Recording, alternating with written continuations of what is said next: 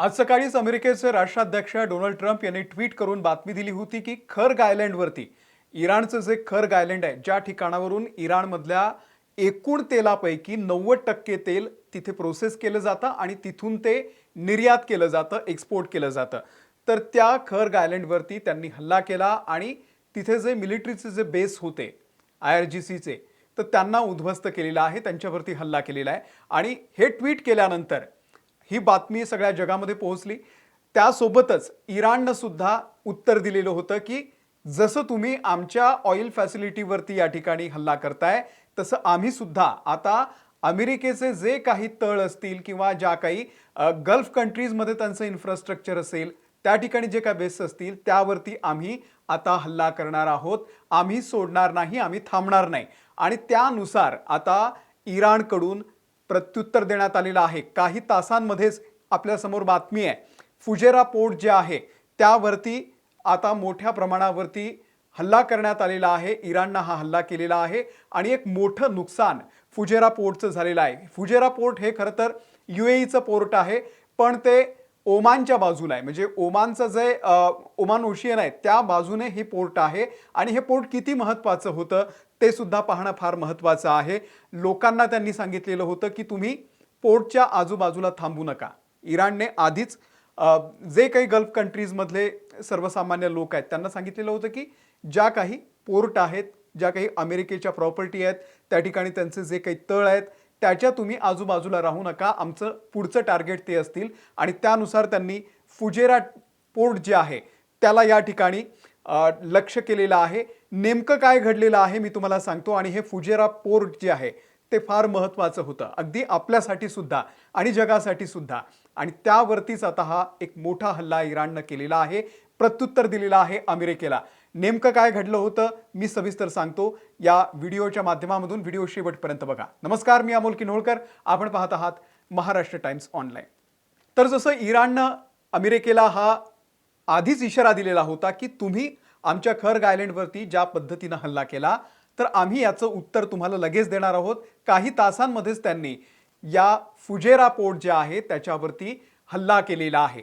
आणि Fujairah port कुठे आहे त्याचं आपण लोकेशन जर बघितलं तर त्याची नेमकी उपयुक्तता आपल्याला कळेल. कुठे आहे हे पोर्ट? तर आपल्याला माहिती आहे स्ट्रेट ऑफ होर्मुझ हा सध्या इराणनं चॉक केलेला आहे. म्हणजे तिथे अजिबात कोणाला येणं नाही, जाणं नाही. त्यामुळे तो मार्ग जो आहे तो पूर्णतः बंद आहे.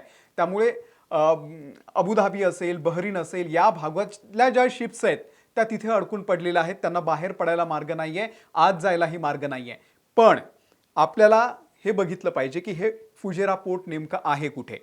या फुजेरा पोर्टवरती आज सगळं म्हणजे अगदी इतके मोठे धमाके झालेले आहेत की सगळीकडे धूरच धूर आपल्याला दिसून येत होता. UAEच्या एअर डिफेन्स सिस्टमनं हे हल्ले रोखण्याचा प्रयत्न केलेला आहे, पण तो पूर्णतः यशस्वी झालेला नाही आहे.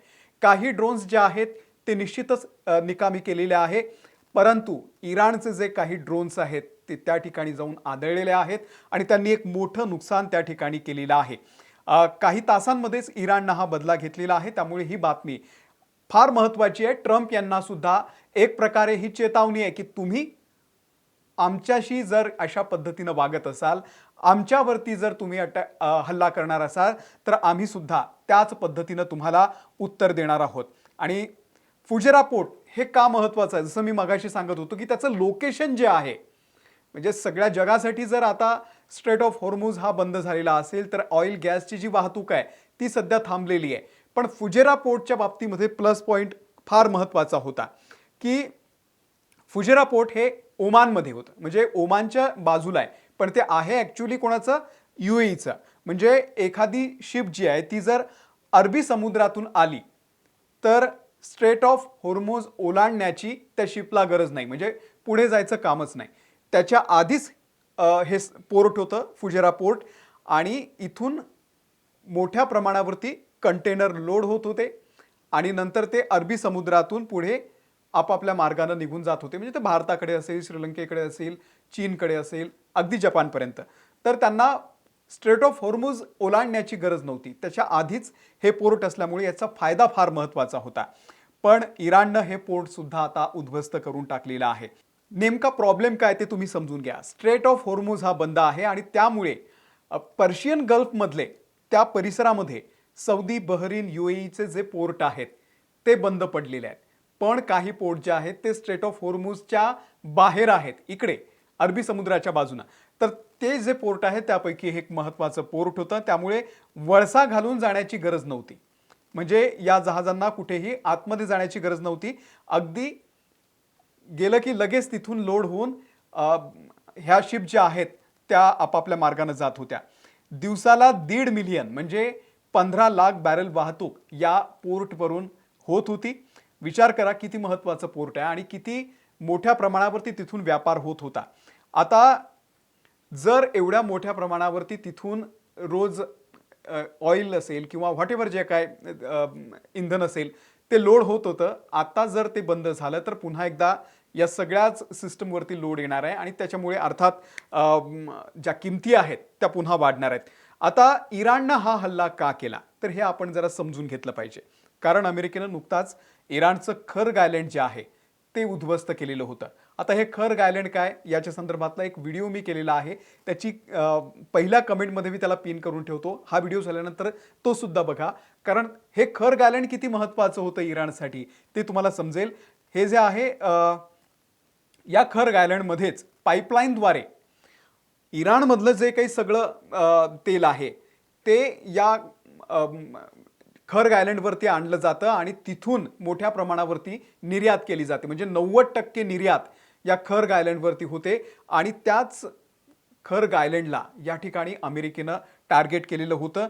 आणि म्हणजे 90% तेल म्हणजे पूर्ण अर्थव्यवस्था जी तेलाची आहे इराणमधली तीच या ठिकाणी मोडण्याचं काम अमेरिकेनं केलेलं होतं. डोनाल्ड ट्रम्प यांनी केलेलं होतं आणि त्यांना उत्तर देण्यासाठी खरं तर आज ही कारवाई करण्यात आलेली आहे. UAEचं फुजेरा पोर्ट जे आहे त्याच्यावरती एक मोठा हल्ला सध्या इराणनं केलेला आहे आणि त्यानंतर जी चेतावणी दिलेली होती अमेरिकेला ती आज त्यांनी पूर्ण केलेली आहे.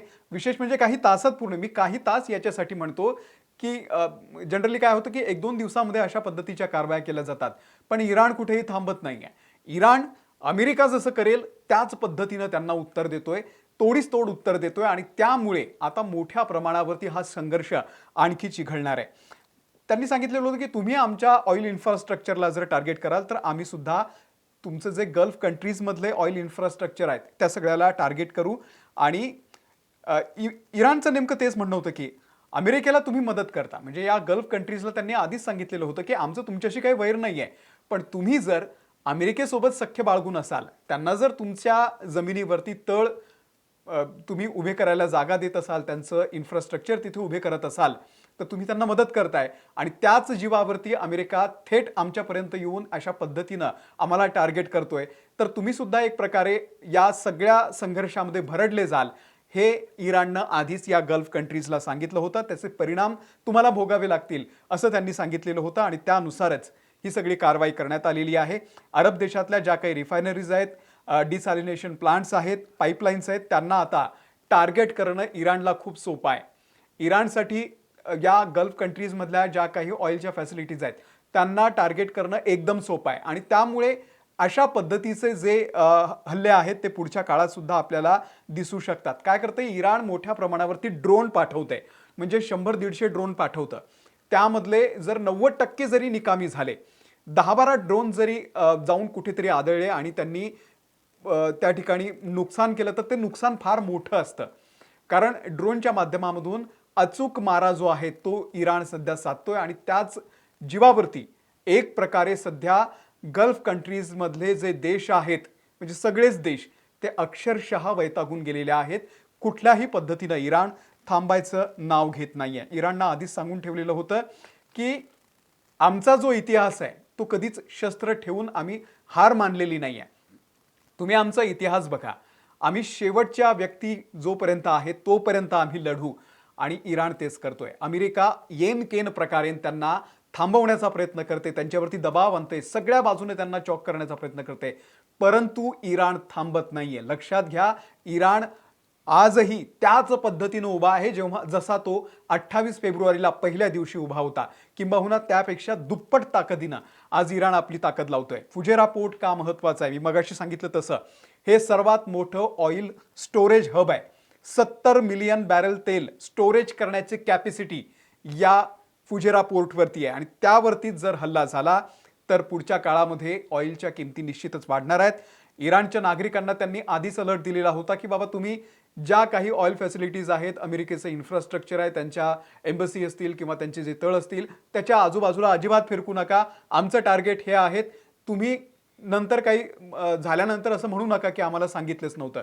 आधी इराणनं सगळ्यांना त्या ठिकाणी गल्फ कंट्रीजमध्ये चेतावणी दिलेली आहे की अमेरिकेचे जे काही इन्फ्रास्ट्रक्चर असेल त्या आधी निकामी करा, ते रिकामं करा, तिथून त्यांना हटवा, नाहीतर आम्ही या ठिकाणी येऊन हल्ला करणार आहे. आणि त्यांनी ते त्याच पद्धतीनं करतायत. आणि जवळपास आपण बघितलं तर जेबेल अली पोर्ट सुद्धा आहे याच भागामध्ये, जे जगातलं सर्वात मोठं कंटेनर पोर्ट आहे. आणि याच ठिकाणावरून आपल्याला माहिती आहे आशिया खंडामध्ये म्हणजे भारत, चीन, जपान, अगदी जपानपर्यंत सगळीकडे, कोरिया, या सगळ्या देशांमध्ये ऑइल गॅसची वाहतूक होते. हे किती महत्त्वाचं आहे आणि इराणनं आज तोच मार्ग या ठिकाणी अडवून ठेवलेला आहे. हे जे फुजेरा पोर्ट होतं ते कुठेतरी एक दिलासादायक होतं की चला आपल्याला म्हणजे स्ट्रेट ऑफ हॉर्मुझ बंद असला तरी या बाजूनं काहीतरी घेऊन अरेबियन समुद्रामधून, अरेबियन सी मधून या सगळ्या देशांमध्ये येण्याची थोडीशी सोय होती. परंतु आज ते सुद्धा त्यांनी उद्ध्वस्त केलेलं आहे. याचे परिणाम निश्चितच जगाला सुद्धा भोगावे लागत आहेत. आणि अमेरिकेला त्यांनी आता हे सुद्धा यातून दाखवून दिलेलं आहे की तुम्ही आमच्यावरती हल्ला कराल, आम्ही तुमच्यावरती हल्ला करू. तर तुम्हाला या सगळ्याबद्दल नेमकं काय वाटतंय? हा जो संघर्ष आहे हा कुठेही थांबायचं नाव घेत नाहीये. त्याबद्दल तुमचं मत जे आहे ते आम्हाला कमेंट करून नक्की सांगा. या व्हिडिओमध्ये इथेच थांबतोय. धन्यवाद.